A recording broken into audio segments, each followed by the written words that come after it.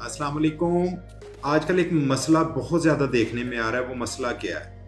आप देख रहे हैं, देखते-देखते आँख के आगे को धुंध आ गई है, चाहे आप जवान हैं, चाहे आप बूढ़े हैं, चाहे आप बच्चे हैं। देख रहे हैं किसी चीज़ को फ़ोकस कर रहे हैं, फ़ोकस ख़राब हो गया है, देखते-देखते धुंध आ गई है आँख के आगे, 2-3 दफ़ा आप यूँ-यूँ आँख को करेंगे, झपकेंगे, फिर सफाई हो जाएगी।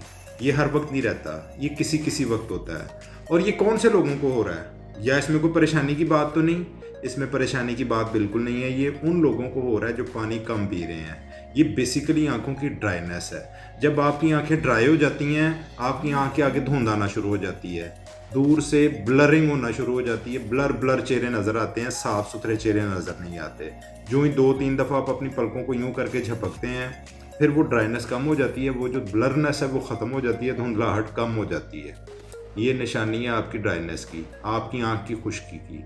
इसको दूर कैसे किया जा सकता है? इसको दूर किया जा सकता है ज़्यादा पानी पी के। आजकल मौसम चूँकि ठंडा है, पानी हम कम पी रहे हैं, बॉडी डिहाइड्रेटेड हो रही है। अपनी बॉडी को हाइड्रेट रखें, पानी का इस्तेमाल करें।